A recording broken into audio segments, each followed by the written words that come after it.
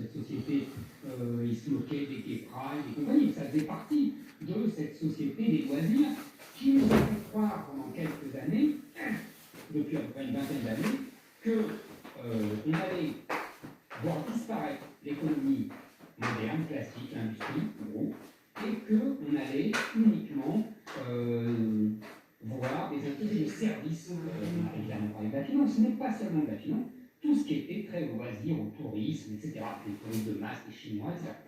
Et on voit aujourd'hui, c'est encore un paradoxe de cette épidémie qui vraiment les multiplie, c'est que cette société des loisirs s'évanouit, puisque Marc s'en plaignait, tout est interdit, tout est fermé, etc.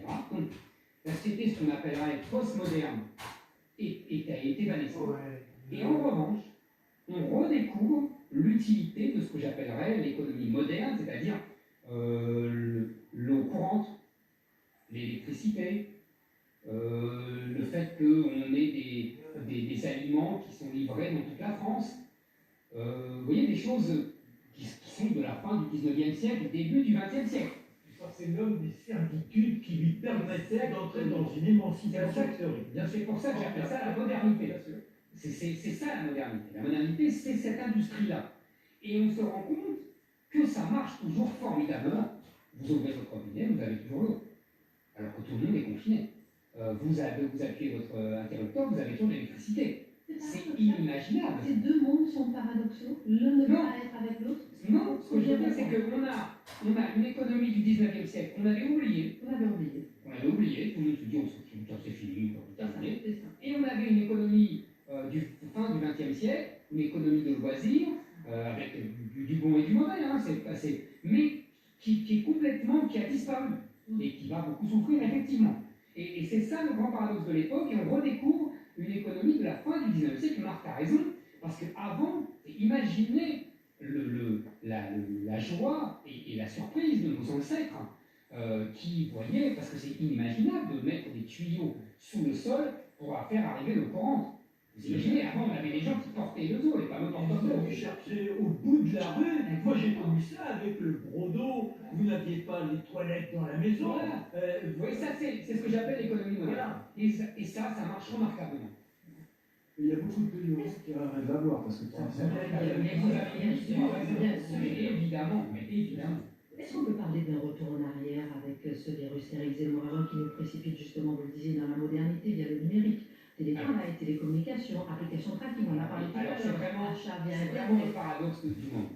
C'est qu'on, je vous dis, on redécouvre les bienfaits de l'économie du 19e siècle, et effectivement, vous avez raison, on voit aussi l'économie du 21e siècle, c'est-à-dire télétravail, etc. Mais, j'insiste, le télétravail c'est très bien, on en est tous là, bon.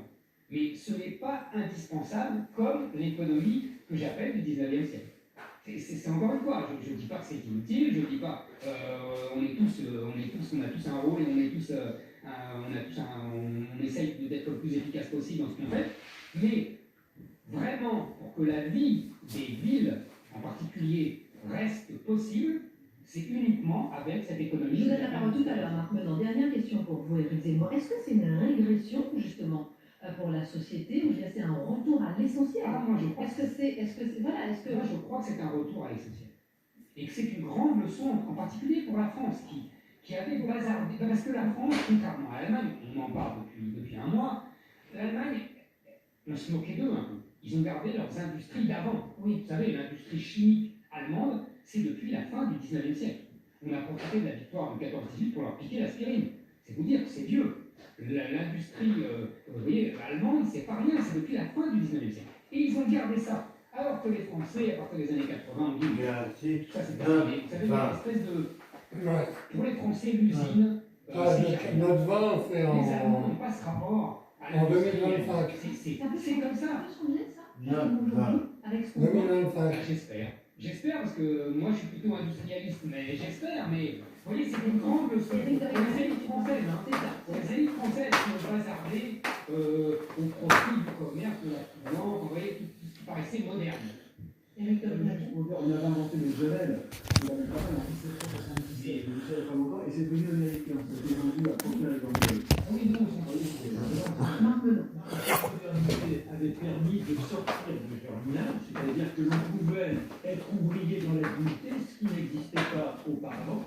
En revanche, la consommation en tant que telle nous a abrutis, enfin, mon sens, de telle sorte qu'on est d'autant plus sensible à des phénomènes de terreur ou d'émotion, parce qu'il y a ce qui se passe aujourd'hui, mais depuis quelques années, la moindre manifestation qui dérange nos habitudes, on est dans le larmoiement, on pleure, mais on n'est plus capable d'être dans l'action. Et je pense aussi, puisque vous évoquiez les loisirs, on a ces loisirs, on va tous ensemble au même moment. Vous avez un bateau qui part, on ne verra jamais la mer, avec 5000 personnes à bord qui vont venir, et qui créent des centres de pollution. Et bien, si cela est détruit, on pourra aller avoir des exploitants. Voilà. Non, mais il ne s'agit pas de mettre tout dans le même sac. Donc déjà, mon ami Fusilier, il aurait raison de dire que son puits du chou n'est pas beau, monstrueux. Bien sûr, il y a dans la société des loisirs des choses de qualité. Mais voilà, je voulais simplement remettre l'église au milieu du village. puis aussi, on voyageait autrefois à 100 personnes à bord d'un avion, maintenant on est 500. Voilà, c'est la masse de l'accès au plus grand nombre. Après, c'est normal aussi que tout le monde accède. Oui, mais sortons de là. Revenons à l'individu sa place et son sens de la responsabilité. Il nous faut reconquérir notre devoir se placer dans les différences et la marginalité. Peut-être que cette épidémie va nous sauver, par exemple, des musées avec des millions de gens où on ne pourrait plus voir un tableau. Oui, justement, il y a limité les entrées dans C'est ce ce que je dis. Peut-être que l'épidémie va... Financièrement, pour mettre dans son De toute sortir. façon, les musées, c'est nationaux. Donc, Les musées sont tous en déficit. Bah oui. Eux, ils s'en sortent pas très bien. Non, le Louvre gagne beaucoup d'argent. On n'a pas ça sans oui, compétition. mais aux États-Unis, ils sont pas les musées, c'est quand même. En tout cas, on verra. C'est bien de s'arrêter d'imaginer un peu demain. Effectivement, c'est vrai, entre l'idéaliste et l'idéologue, voir un peu comment à quoi pourrait ressembler demain. On va terminer avec vous, Marc Menon, puisque ce 29 avril 1429, Jeanne d'Arc entre dans Orléans et en chasse les Anglais. Une plus longue de France, la Grande Motte, quand elle mesure 7 km, et on ne sait toujours pas quand les touristes pourront y poser leur serviette. En effet, les professionnels du tourisme, eux, se tiennent prêts pour le 15 juin. Ils savent qu'ils ont raté le printemps, qui représente 30% de la saison. En juin, les touristes annulent leurs réservations, alors ils misent sur juillet et surtout août et septembre. La clientèle étrangère ne viendra pas, alors ils comptent sur la clientèle française de proximité, mais cela ne suffira pas à sauver tous les emplois. Il y a des centaines de saisonniers qui vivent du tourisme. Actuellement, les réservations représentent 10 à 15% de ce qui devrait être actuellement, donc on est loin des chiffres habituels. Et les plus en difficulté ici, ce sont aussi les propriétaires de paillotes. Ils n'ont pas pu monter leur établissement, et pour les plus grands, il faut monter un mois. Alors, tout le monde, c'est très rentable de l'étudier. Merci beaucoup Aurélie Herret. Avec 612 morts par million d'habitants, la Belgique est le pays le plus touché au monde, proportionnellement bien sûr à sa population, le plus touché par cette épidémie. Bonsoir François-Xavier Ménage, vous êtes en direct de Denver. C'est dans ce contexte que la Belgique se prépare à un déconfinement très progressif. Oui, ça va démarrer par les usines qui vont reprendre une activité dès la semaine prochaine. La semaine suivante, ce seront tous les commerces du pays. Et pour les bars, les hôtels et les restaurants, normalement, c'est seulement à partir de début juin. Et le gouvernement l'a dit, tout ça pourrait changer en fonction, bien entendu, de l'épidémie. Concernant les écoles, dès la mi-mai, ça va démarrer. Un petit peu comme en France aussi, ce sera étalé en fonction de la classe. Pas plus de 10 élèves par classe. Et pour respecter justement la distanciation, eh bien, ce sera, attention, il faut être bon en mathématiques, 4 mètres carrés par élève, 8 mètres carrés par professeur. Et puis, puisqu'on est ici à Anvers, le puissant port d'Anvers, le plus important d'Europe, eh bien, je donne 2 initiatives qui ont été lancées justement pour respecter encore la distanciation.